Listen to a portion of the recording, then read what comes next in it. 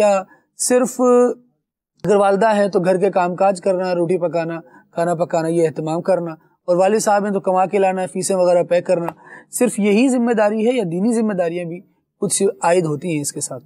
جی بالکل، بہت ساری ذمہ داریاں عائد ہوتی ہیں. دیکھیں، ایک مقصد ہے حیات کا، زندگی کا، اور ایک ہے ضرورت. کھانا پکانا، گھر کے کام کاج کرنا، یہ ضرورت ہے، مقصد نہیں ہے. فیس پے کرنا، کمانا، کما کر لانا اور کھلانا بچوں کو، یہ ضرورت ہے، مقصد نہیں ہے. ٹھیک ہے. مقصد یہ ہے کہ قرآن و حدیث کے مطابق زندگی گزارتے ہوئے، اسلامی طریقہ کار کے مطابق اپنی اور اپنے گھر والوں کی تربیت اور زندگی گزارتے ہوئے رب تبارک و تعالیٰ کی رضا پانا اور جنت میں داخلہ کا حصول، اس کی کوشش کرنا، یہ ہمارا مقصد ہے. سبحان اللہ. ہم اگر صرف ضرورت کو ہی اپنی زندگی کا مقصد سمجھیں گے تو پرابلم ہوگی. ٹھیک ہے. اسی طرح کہ بعض اوقات یہ شکایت ہوتی ہے کہ میں کما کے تو لا رہا ہوں، ہاں، فیس تو پے کر رہا ہوں. بھائی یہ آپ نے پیٹرول ڈلوا دیا گاڑی میں، گاڑی میں پیٹرول ڈال لیا ہے، اب گاڑی کو اسٹارٹ کرنا ہوگا، گاڑی کو چلا کے لے جا کے منزل مقصود تک پہنچانا ہوگا. صرف پیٹرول ڈالنے سے نہیں ہوگا کچھ. تو یہاں پر ہم نے یہ جو فائننس کی جو ذمہ داری ہوتی ہے صرف پیٹرول کا کام کرتی ہے کہ اس سے گاڑی چلے گی، گاڑی تو چلانی پڑے گی نا. تو یہ ہم نے فیس پے کر دی، پیسہ کما کر لے آئے، گھر کے خرچے پورے کر دیے، یہ ہم نے ایک کام کیا. لیکن بچوں کی تربیت کی یا نہیں کی، صحیح، گھر کا ماحول ہم نے صحیح بنایا، قرآن و حدیث کے مطابق بنایا یا نہیں بنایا. صرف آپ نے ایسے لا کے سامنے رکھ دیا کھانا، یہ کافی نہیں ہے. تو خوشی غمی کا بھی پوچھیں، طبیعت کا ہی پوچھیں. اچھا طبیعت خراب ہے جی، اچھا میں دوائی لے کے آتا ہوں. بھائی دوائی لا کے رکھ دی، بھائی پوچھ لیں، کوئی دل جوئی کے دو الفاظ بول دیں. بیگم بیمار ہے تو شوہر پوچھ لے، شوہر بیمار ہے تو بیگم پوچھ لے. صرف روٹی لا کے سامنے رکھ دینے سے کچھ نہیں ہوگا.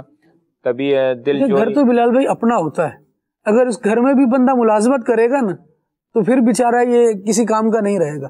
اپنا سمجھ کے، گھر بھی اپنا ہے، گھر والے بھی اپنے ہیں، تو پورے اثر و رسوخ کے ساتھ، پورے طریقے اور سلیقے کے ساتھ گھر میں رہا جائے. یہ نہیں کہ جیسے ہم دیکھتے ہیں مختلف اداروں میں کہ لوگ اپنے اوپر سے کام اتار رہے ہوتے ہیں، یہ تو اس کی ذمہ داری ہے، میرے ڈومین میں نہیں آتا، میں نہیں کرتا. وہ کہا جاتا ہے ہمارے یہاں ایک، بھائی ہمارے تھانے کی حدود میں نہیں ہے. اگر یہ انداز رکھیں گے نا تو پھر اس طرح سے گھر نہیں چلتے. یہ میری ذمہ داری میں نہیں آتا، یہ میری ذمہ داری میں نہیں آتا. اور عام طور پر یہ جھگڑا پتہ ہے کب ہوتا ہے؟ جب اولاد بڑی ہو کر اپنے پیروں پر آ کر کوئی بلنڈر کر دے نا، اس کے بعد والد صاحب والدہ کو کوس رہے ہوں گے کہ کمانا میری ذمہ داری تھی، وہ تو میں نے پوری کر دی. دیکھو ہر جگہ فیس پے کی، اچھے اداروں میں پڑھایا، جو کرنا تھا کروا لیا، اور اس کے لیے اتنے خرچے کیے، اتنی ڈبل جابز میں کرتا رہا، سب کچھ کرتا رہا، دنیا جہاں کی آسائشیں سب اس کے قدموں میں رکھ دی. تربیت تو تمہاری ذمہ داری تھی، تم نے نہیں کی. اور وہ کہہ رہی ہوتی ہیں کہ اگر آپ باپ تھے، باپ کی نظر سے اگر دیکھتے اور باپ کی نظر اس پر رکھتے تو وہ ایسی راہ کی طرف جاتا ہی کیوں، ایسے برے لوگوں میں بیٹھتا ہی کیوں، یہ کام ہوتا ہی کیوں. اب لڑنے کے بجائے، یعنی اب لڑنے کا فائدہ تو کچھ ہوگا نہیں نا.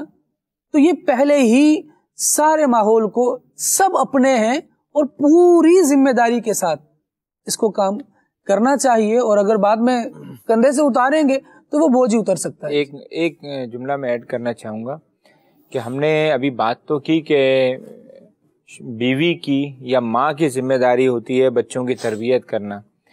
اس سے بھی اہم کام جو ہے وہ شوہر کا اور باپ کا ہوتا ہے کہ وہ بیوی یا اس کی بچوں کی ماں کو سمجھائے کہ تربیت کرنی کیسے. زندہ باد.